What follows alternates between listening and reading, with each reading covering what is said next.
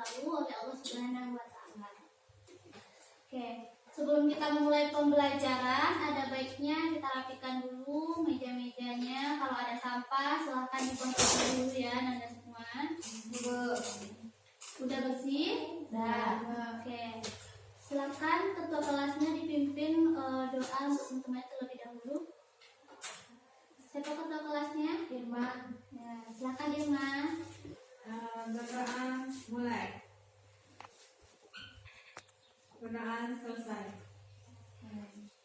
Sekarang Ibu mau periksa kehadiran Anda semua ya.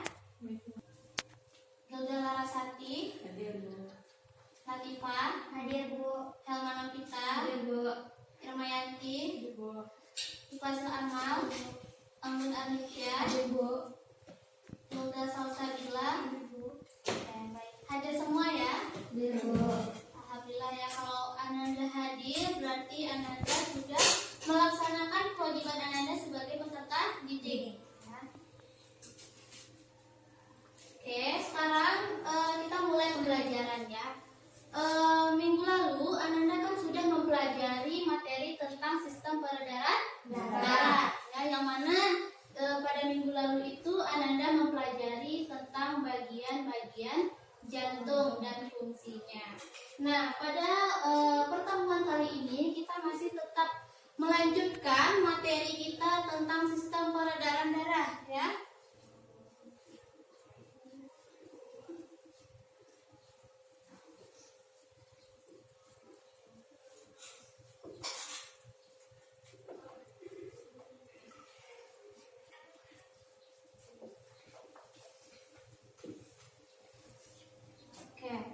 Nah, sekarang Ibu mau tanya sama Ananda terkait daya ingat saudara mengenai materi minggu lalu ya. Nah, kan bagian-bagian jantung itu ada 4 ya. Siapa yang tahu apa saja bagian-bagian dari jantung? Ayo coba Irmayanti. Serambi kiri, serambi kanan, bilik kiri, dan bilik kanan. Ya, bagus ya jawabannya Irma. Jadi ada 4 ya. Karena jantung manusia itu terdiri dari 4 katup ya, dimana ada bilik kanan, ada bilik kiri, ada serambi kanan, dan ada serambi kiri. Nah, terus untuk bilik kiri dan bilik kanan, serambi kiri dan serambi kanan, itu kan dia berbeda ya. Siapa yang tahu apa perbedaan dari bilik dan serambi? Siapa yang tahu? Nah, ayo coba Latifah. Perbedaan bilik dan serambi adalah dinding bilik jauh lebih tebal dan berotot dibandingkan dengan serambi. Ya, bagus jawabannya ya. Jadi kenapa bilik itu dindingnya lebih tebal dan berotot daripada serambi? Karena beban kerja dari bilik itu lebih berat ya, karena dia fungsinya adalah untuk memompa darah. Nah, hari ini kita akan melanjutkan materi kita tentang sistem peredaran darah, yaitu tentang mekanisme peredaran darah ya. Nah, di mana di sini Ibu sudah menyediakan media ya, media visual di mana Anda bisa lihat. Di sini ada bilik kanan, ada bilik kiri, ada serambi kanan dan ada serambi kiri. Nah, jadi pada pertemuan kali ini kita akan melanjutkan materi kita, itu tentang mekanisme sistem peredaran darah.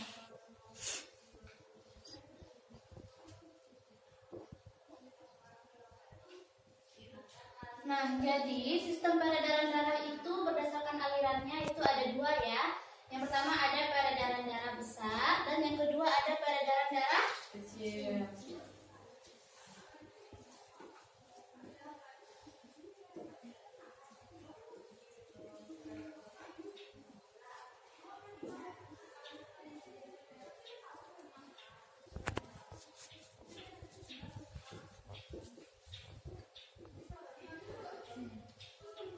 Nah, jadi di sini Ibu sudah menyediakan media visual di mana Anda bisa lihat ya. Di mana Anda bisa lihat di sini ada bilik kanan, di sini ada bilik kiri, ada serambi kanan dan ada serambi kiri. Nah, Jadi kan Anda sudah paham ya bagian-bagian jantung. Di sini bisa Anda lihat ada panah-panah. Nah, kalau untuk panah yang berwarna merah ini kita anggap sebagai pembuluh yang membawa darah yang mengandung oksigen. Nah, kalau untuk yang panah biru berarti pembuluh yang membawa darah yang kaya akan karbon dioksida. Oke, bagus ya. Nah, jadi tadi kan kita sudah mengetahui bahwa peredaran darah itu ada peredaran darah besar dan ada yang peredaran darah kecil. Nah, di sini kalau untuk peredaran darah kecil itu kan dia membawa darah yang kaya akan karbon dioksida ya. Jadi alurnya adalah dari serami kanan masuk ke bilik kanan, lalu nanti dia akan menuju ke paru-paru yang dibawa oleh arteri pulmonalis ya. Nah, kalau untuk peredaran darah besar itu dimulai dari serami kiri, lalu menuju ke bilik kiri, lalu dia akan dibawa ke seluruh tubuh melalui pembuluh apa? Arteri ya. Pembuluh arteri itu disebut sebagai apa juga? Pembuluh nadi ya, pembuluh nadi ya. Nah, jadi seperti itu siklusnya. Di sini kan ada pembuluh vena dan ada pembuluh arteri. Nah, kalau untuk pembuluh vena ini ya, dia itu fungsinya adalah untuk membawa darah menuju ke jantung. Nah, bisa Anda lihat ya, panahnya menuju ke jantung ya kan ya? Menuju ke jantung dan membawa darah yang kaya karbon dioksida. Nah, kalau untuk pembuluh arteri itu pembuluh yang membawa darah keluar dari jantung. Bisa lihat Anda panahnya ya. Keluar dari jantung dan membawa darah yang kaya oksigen. Nah, jadi seperti itu mekanismenya ya.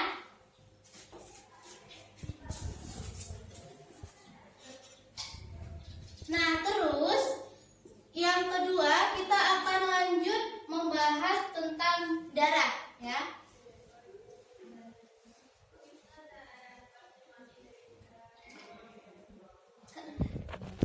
Sekarang kita lanjut ke bagian darah ya. Nah, darah itu warnanya apa? Merah. Ya, jadi di sini kita akan melihat apa sih penyusun dari darah. Nah, jadi dalam darah yang dituang dalam tab.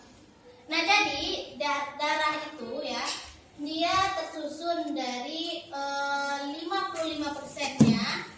55%-nya itu terdiri dari plasma darah ya, sel darah merah. Dalam plasma darah ya, ini plasma darah itu merupakan protein ya. Dia terdiri dari protein yang berwarna cairan kekuningan. Nah, terus kalau untuk sel darah merah itu dia bentuknya seperti ini ya. Dia bentuknya itu cekung ya, bikonkav. Dia itu berbentuk cekung, tidak berinti ya, dia tidak berinti dan berwarna merah. Nah, lalu ada yang namanya sel darah putih ya. Sel darah putih itu dia bentuknya tidak beraturan. Kadang dia seperti ini, kadang dia seperti ini. Pokoknya dia tidak beraturan dan dia memiliki inti ya. Dia tidak beraturan dan memiliki inti. Nah, lalu kalau keping darah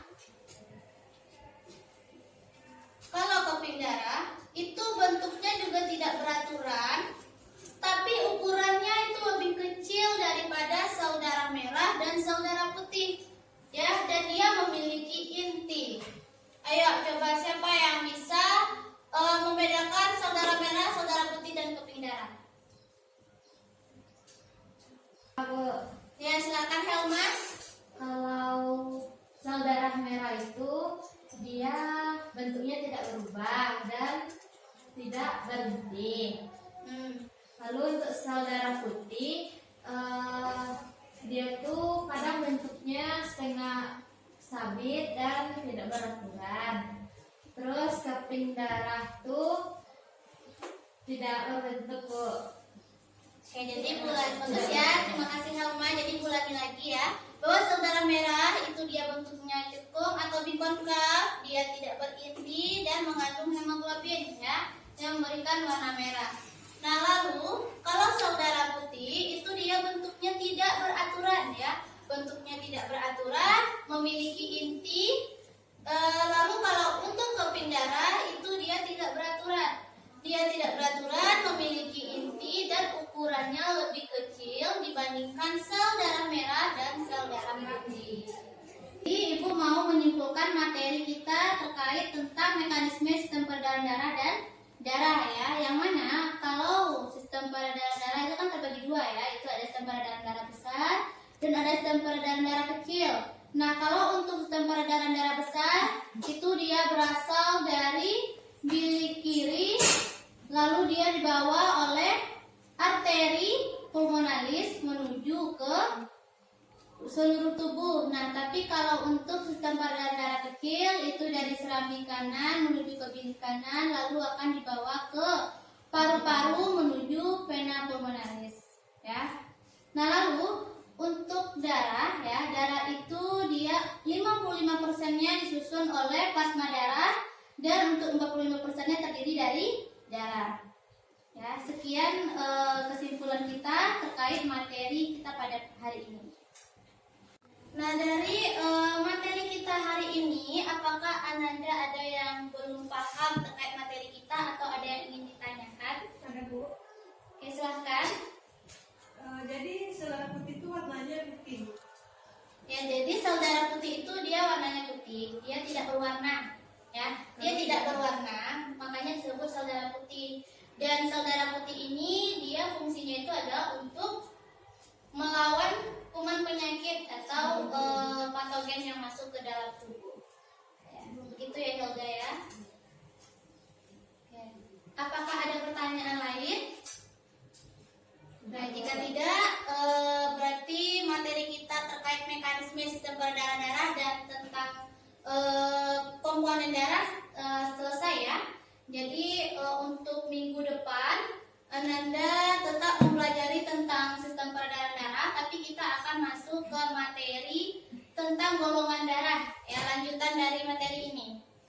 Nah, jadi kalau sudah tidak ada pertanyaan lagi, Ibu tutup pembelajaran kita hari ini. Ucapkan assalamualaikum warahmatullahi wabarakatuh.